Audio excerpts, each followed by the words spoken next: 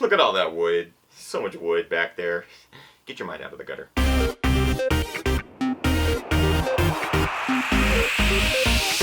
Ginger Runner.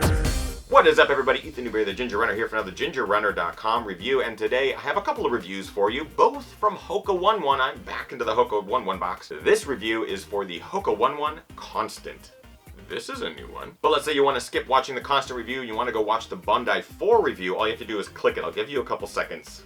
And scene. So you've decided to stay and watch the review of the Hoka One One Constant. Good choice. It's a really interesting shoe from Hoka with some new technologies, new features that I really wish they would incorporate into all of the Hoka One One shoes, and I'll get to that a little bit in this review. Essentially, the Constant is Hoka's stability entry-level shoe. Utilizing their RMAT rubber with some of their EVA material, you get a responsive yet cushioned ride that we've all come to know from Hoka One One. It also incorporates a wider toe box for higher volume feet, which I think is a huge benefit, and really interesting offset burrito style lacing.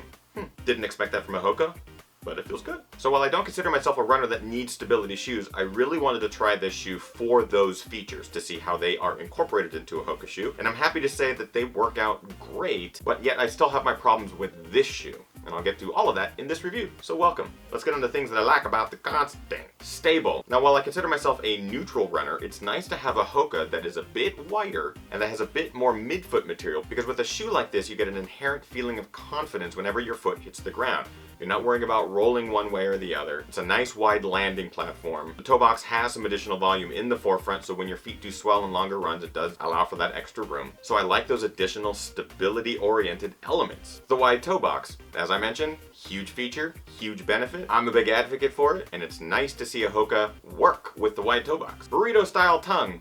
Most shoes that have that I don't really like. What I like about it in this shoe is that it's a kind of a no-nonsense approach where the laces are just attached to the burrito and it brings it over, so you get some really good midfoot lockdown. I think it's some good technology utilized well in the shoe. That being said, there are some things I dislike. Heavy. The shoe, again, around 11 plus ounces. It's a bit heavy for what I like. That's pretty much it. Thick and hot. Honestly, when you start having too many welded overlays or too many layers in your upper, it's going to inherently be a hot shoe, and that's what's happened with this. The tongue feels thick, the sides feel thick, the toe box feels thick, and on hot summer days here in Southern California, it just gets super hot and sweaty. Turns into a little bog without the frogs and flies. There might have been some flies. The heel cup. Now, because it's a stability shoe, they've added some stable elements back here along the heel cup, which actually lock in your heel, but my ankle did not like that. Just too much rigidity back there for my liking, and it's also added weight. Plastic elements, rubber elements, it's just too much. Granted, as a stability shoe, those kind of elements are gonna be there. Just not my cup of tea.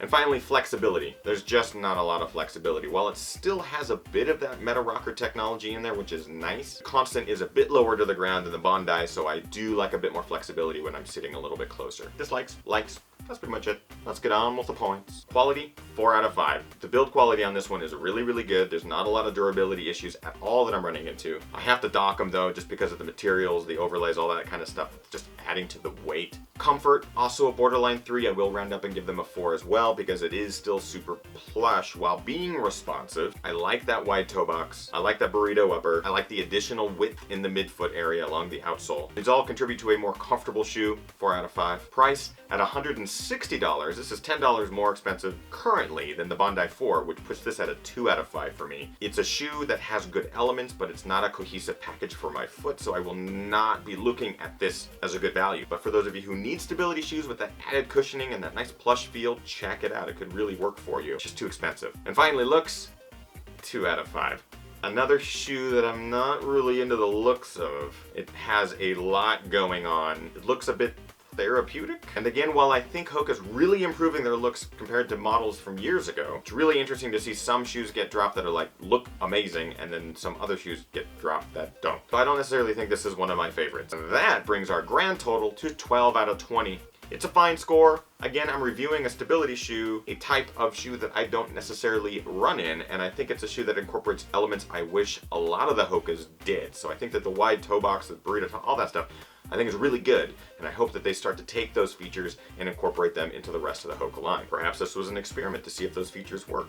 Well, they kind of do. If the review of this shoe was not enough for you, don't forget, I have a review of the Bondi 4 I think you might also enjoy. Just click it. I'll give you a couple seconds to click the shoe.